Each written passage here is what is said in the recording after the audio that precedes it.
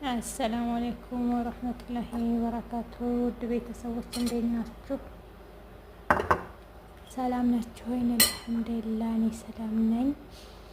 ዛሬ እንግዲህ በትንሹ ፍጡር የሰራሁት ይሄን ይመስላል። ፈቱሽ ሰርቻለሁኝ። ያው ቀለል ይላል ፍጡር አይከብደንም። ስራ ለራሱ ስንሰራ እንደዚህ ምናምን ያው ታውቃላችሁ ስራ ይበዛል።